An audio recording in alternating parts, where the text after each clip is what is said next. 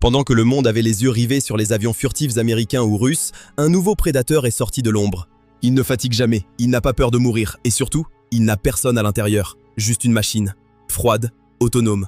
Capable de voler à 1000 km à l'heure, de tirer des missiles, de faire des manœuvres auxquelles aucun humain ne pourrait survivre. Bienvenue dans l'ère du Kizil Elma, le drone de combat furtif turc qui pourrait bien réécrire les règles du jeu aérien pour les 30 prochaines années. Aujourd'hui, on plonge dans le futur de la guerre. Comment la Turquie est-elle passée de challenger à leader mondial des drones? Et pourquoi ce pomme rouge, c'est la traduction de son nom, fait trembler les états-majors du monde entier? Pour comprendre le Kizil Elma, il faut comprendre d'où il vient. Tout part d'une boîte, Baykar. Il y a 10 ans, personne ne les calculait. Puis, il y a eu le Bayraktar TB2. Vous savez, ce petit drone lent qui ressemble à un jouet. Mais qui a dégommé des colonnes entières de chars en Ukraine et en Libye? Le TB2, c'était la Toyota du ciel. Pas cher, efficace, increvable. Mais avec le Kizil Elma, là, on change de dimension. On n'est plus sur un drone de surveillance qui balance une petite bombe de temps en temps. C'est un UCAV, Unmanned Combat Aerial Vehicle. Un drone de combat qui mesure environ 14 mètres de long. Possède une forme fuselée, furtive, conçue pour échapper au radar. Et surtout, c'est là que ça devient sérieux. Il peut voler à des vitesses supersoniques. Pour vous donner une idée, le TB2, le prédécesseur, vole à 120 km/h. Le Kizil Elma vise les 1100 km/h. C'est 9 fois plus rapide. Il emporte des missiles air-air, des bombes guidées, et peut théoriquement s'engager dans des combats aériens contre des avions pilotés. Premier vol, décembre 2022. Une date que beaucoup ont ratée, mais que les états-majors européens et américains n'ont pas oubliée. Alors, qu'est-ce qu'il a sous le capot? La furtivité. Regardez sa forme. Des ailes en canard, un design anguleux. Il est conçu pour être quasiment invisible sur les radars. L'IA de combat. C'est là que ça devient fou. Le Kizil Elma est totalement autonome pour les manœuvres de combat. Il réagit plus vite qu'un cerveau humain.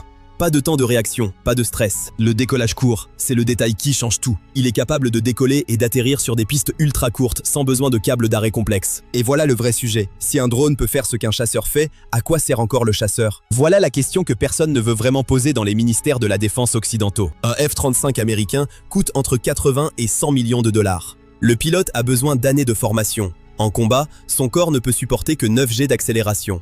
Au-delà, il perd connaissance. Il meurt. Alors qu'avec un drone comme le Kizil Elma, pas de pilote, pas de limite physiologique. Il peut faire des virages impossibles pour un humain. Et s'il est abattu, pas de famille à prévenir. Perdre un Kizil Elma, c'est juste une perte matérielle. C'est brutal à dire, mais c'est la réalité stratégique. Et le coût? Les estimations parlent d'un prix très inférieur à n'importe quel chasseur de 5e génération. La Turquie n'a pas encore communiqué de chiffres officiels, mais Baykar a l'habitude de vendre ses drones à des prix qui cassent le marché. Ce que ça change concrètement, des pays qui n'avaient pas les moyens d'avoir une véritable force aérienne de combat pourraient maintenant en avoir une. L'Afrique, l'Asie centrale, le Moyen-Orient. Le monopole de la puissance aérienne que l'Occident détenait depuis 1945 commence sérieusement à trembler. Alors, est-ce que le Kizil Elma est imbattable? On ne sait pas encore. Le Kizil Elma n'a pas encore prouvé ses capacités en situation de guerre réelle. Les tests continuent. Les systèmes d'autonomie, décider seuls de tirer ou pas, restent un défi technologique et éthique immense. Et les grandes puissances travaillent sur les mêmes concepts depuis des années. Le FCAS européen, le Loyal Wingman américain,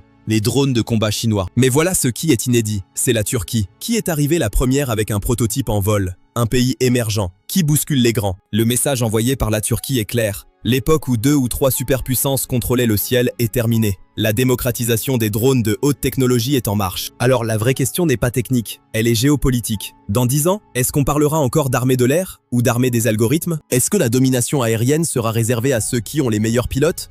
Ou à ceux qui ont les meilleurs ingénieurs? Le Kizil Elma ne répond pas encore à ces questions, mais il les pose mieux que quiconque. Si cette vidéo vous a appris quelque chose, laissez un commentaire avec votre avis. Est-ce qu'un drone peut vraiment remplacer un pilote de chasse? Je lis tout. Abonnez-vous pour ne rien rater. À très vite sur GPS. Allez, on décolle.